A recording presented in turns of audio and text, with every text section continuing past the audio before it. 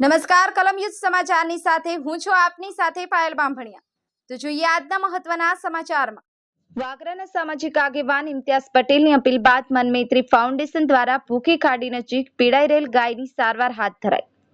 ભરૂચ વાગરાને જોડતા માર્ગ ઉપર વિલાયત ચોકડી નજીકથી પસાર થતી ભૂખી ખાડી નજીક છેલ્લા 2-3 દિવસથી બિનવારસી બીમાર હાલતમાં એક ગાય સારવારની રાહ જોઈ રહી હતી।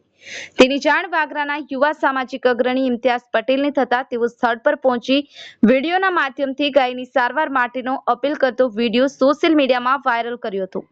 વિડીયો નિહાળી તાત્કાલિક ભરૂચના જીવદયા પ્રેમીઓ થકી કાર્યરત મનમૈત્રી ફાઉન્ડેશનની ટીમનો સ્ટાફ તાત્કાલિક સ્થળ ઉપર પહોંચી બિનવારસી બીમાર ગાયની સારવાર હાથ ધરવામાં આવી હતી અને જરૂર પડ્યે વધુ સારવાર અર્થે ભરૂચ પશુ ચિકિત્સાલયમાં પહોંચાડી સારવાર કરવામાં આવશે તેમ પણ જણાવવામાં આવ્યું હતું।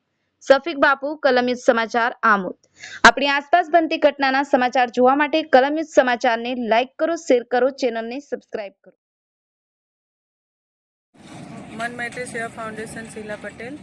લગભગ કાલે સવારમાં ઇમ્તિયાઝભાઈનો ફોન આવ્યો હતો। એક ગૌવંશ લગભગ વિલાયત પાસે ખાડીની બાજુમાં પડી હતી, તો એ જીવદયા પ્રેમીએ કાલે અમને કોન્ટેક્ટ કર્યો હતો। અમે એમને ટ્રીટમેન્ટ કરવા માટે આવ્યા છીએ અને ઇમ્તિયાઝભાઈનો ખૂબ ખૂબ આભાર આટલી જીવદયા દાખવવા માટે। અને ગાયને જરૂરિયાત આગળની જે ટ્રીટમેન્ટ આપવામાં આવશે એ આપણા દ્વારા કેવા પ્રકારની કાર્ય થશે? જો અત્યારે ટ્રીટમેન્ટ કરીએ છીએ, જો જરૂર લાગે તો એને અહીંયાથી લઈ જઈએ ને વધુ ટ્રીટમેન્ટ માટે પાંજા પણ ખસેડવામાં આવશે। ઇમ્તિયાઝ પટેલ, સોશિયલ એક્ટિવિસ્ટ, ભરૂચ સર્વ સમાજ સેના જનરલ સેક્રેટરી। મિત્રો, ગઈકાલે આપણે એક વિડીયો સંદેશ ભરૂચ જિલ્લાના જે પણ જીવદયા પ્રેમીઓ છે તેમને સામાજિક આગેવાનો અને જાગૃત નાગરિકો સુધી પહોંચાડ્યો હતો।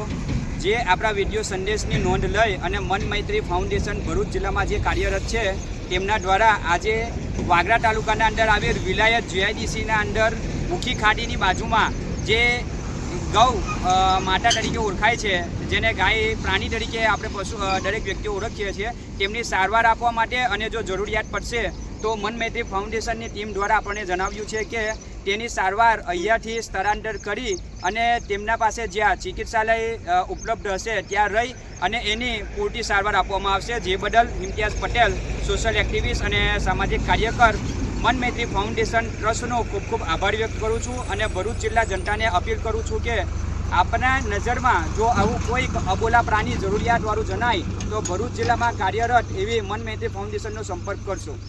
જય હિન્દ, જય ભારત।